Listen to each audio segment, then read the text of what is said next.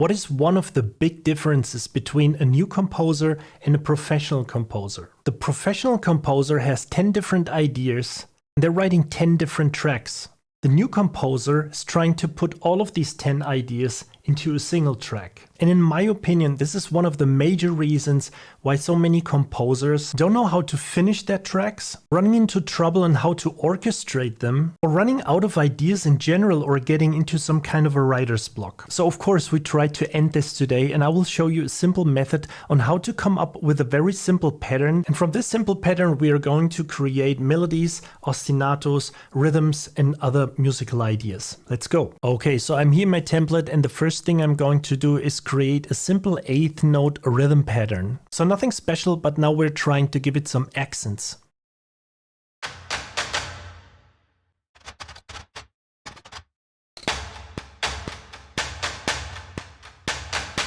Okay, so now that we have our little pattern here, what we're going to do is create musical ideas that are based on this pattern. So let's start simple and create an epic rhythm. By the way, in this example, I'm using the Armageddon ensemble of Damage 1.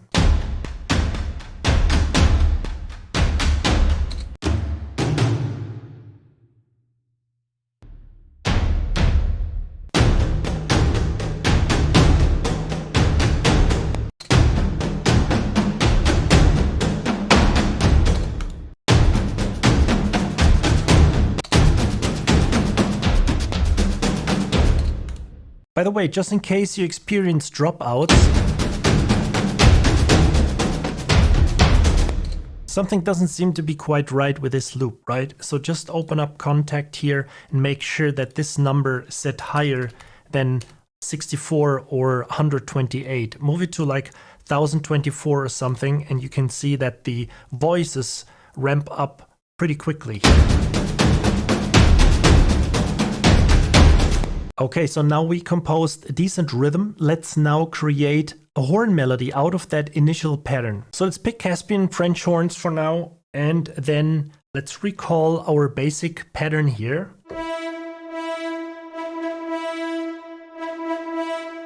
Now let's fool around and use this pattern to create a horn melody. So I'm using a little pickup note.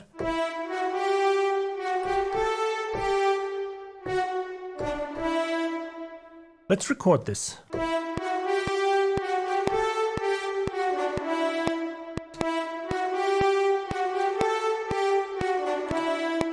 Okay, so now let's be creative and continue this horn melody also based on this pattern.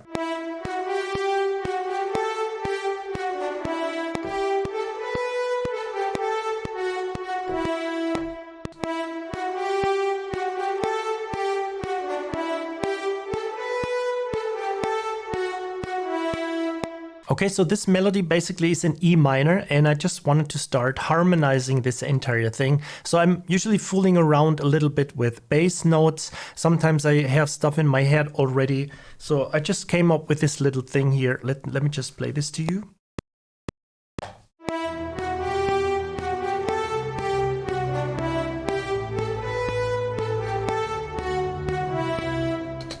Okay, so I'm in battle mode here. I don't want sustained strings, so let's record some spiccato basses. So just quickly on the side, I want to spare you all the recording, quantizing moments here. Also, sometimes I'm a lousy keyboard player. I just want to make sure that the rhythm is right, because I can drag the notes around later on with my mouse here.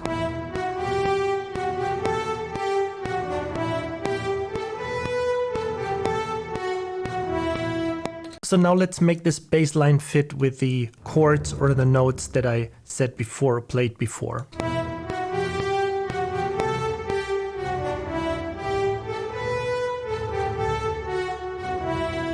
Okay, so for now let's simply duplicating this here. So we make it like this, and then we have something like this.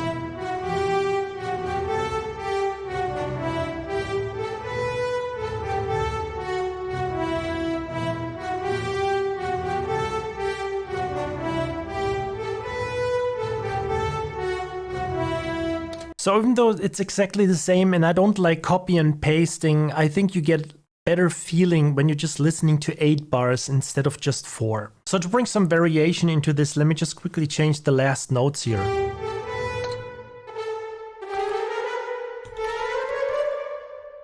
Okay, that should do it.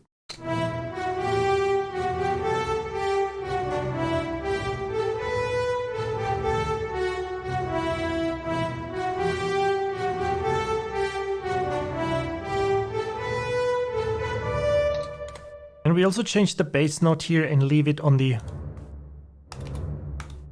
D. So now I want to harmonize the horns a little bit here, and a good way is always to keep in mind the chords that we have. So in this case, the first chord is E minor, so we have E, G, and B, and I'm using the G and the B to just harmonize this melody here.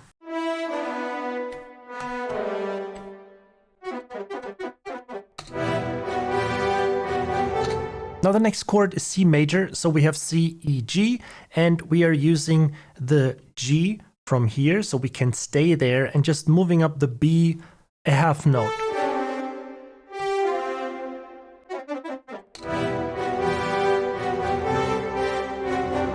Now the next chord is A minor, so we have A, C, E, then we have D major, which is D, F sharp, and A, and then C again, C, E, G, and I'm going to do that right now, and then we're listening to the full thing here.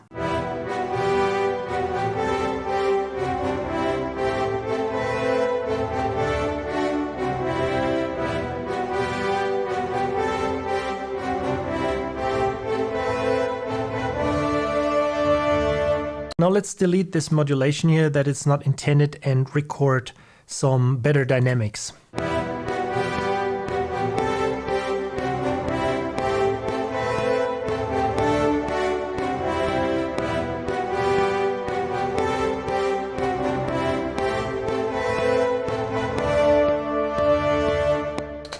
Next up, we're going to copy this down to the cello and just move it in an octave up, and then filling in these in-between notes here, but keeping the dynamics a little bit lower.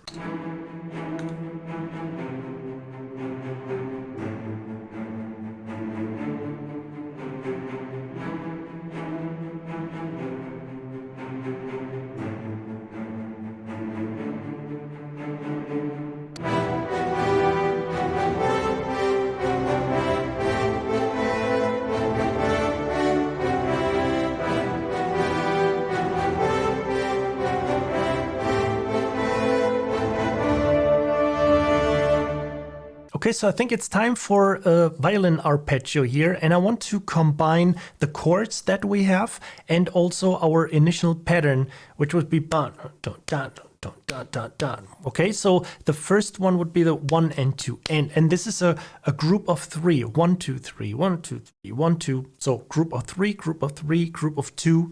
Let's listen to our initial rhythm here. 1, 2, 3, 1, 2, 3, 1, 2. So we're dividing these 8 notes, 8 notes into patterns of 3, 3, and 2. 3 plus 3, 6 plus 2 is 8.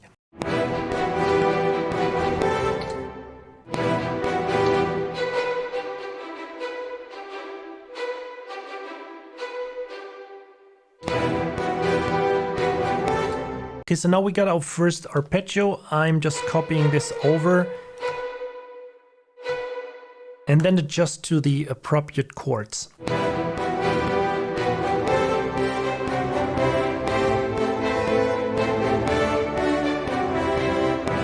So now we're copying this entire thing because it's completely the same, and then we adjust only the last notes because it just stays on the D. So now let's come up with a trombone part here, and I don't want to make it too dense, so I'm thinking about coming up with a bass line, but also the rhythm of the drums that would sound a little bit like this.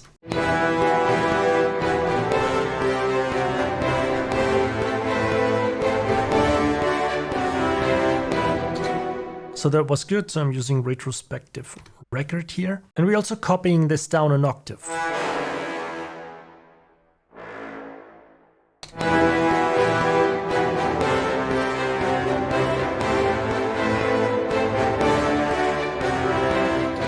Now let's copy this part also and then leave this on the D. And also want to redub some dynamics here towards the end.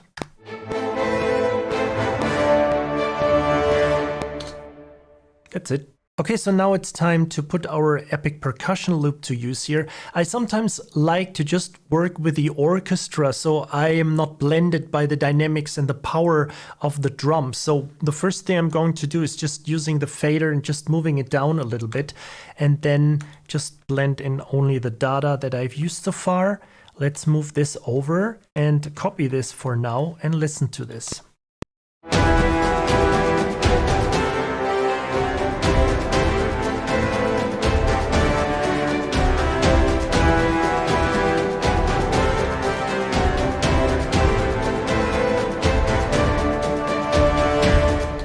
Okay, so we could go on forever, of course, but for now, let me just bring this thing to an end and let's do a little trick here. Let's copy the harmonized French horns and let's move it down to the choir man. And then we also have to adjust a little bit of these short syllables because it doesn't sound that good.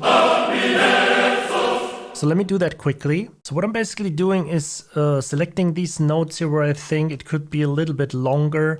So let's basically mark all the long notes here and then let's make this a little bit longer.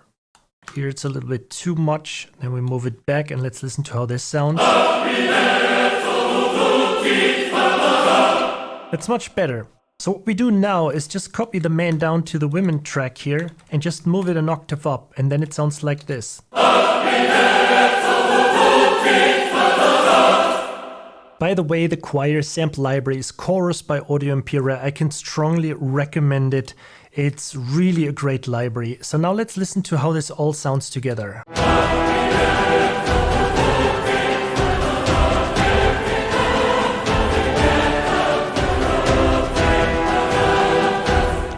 So I still have a few issues with the choir here. So the only thing that I'm doing right now is just loading a little instance of Seventh Heaven reverb onto my choir bus here and just using some long reverb. Let's listen to this isolated again.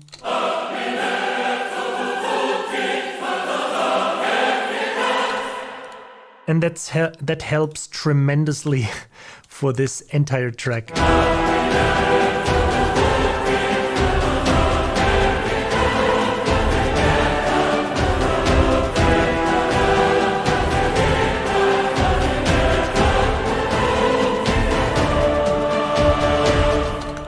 Probably a little bit too much here. Let's round this a little. Let's listen to the end again. Okay, so of course we could go on and improve this track. We don't have violas yet, we don't have woodwinds yet. There is still lots to do, but I think you get the main idea.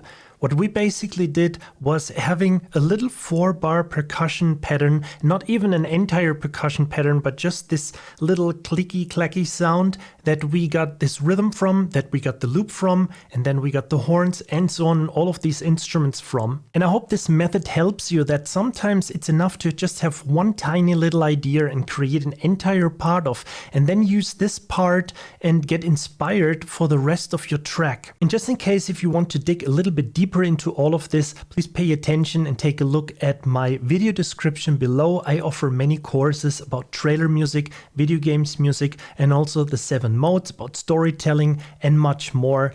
I would be happy to see you there. So for now, thank you for checking out my video. Please leave a like if you like this video, subscribe to my channel if you haven't already, and hopefully see you in my next video. Ciao for now.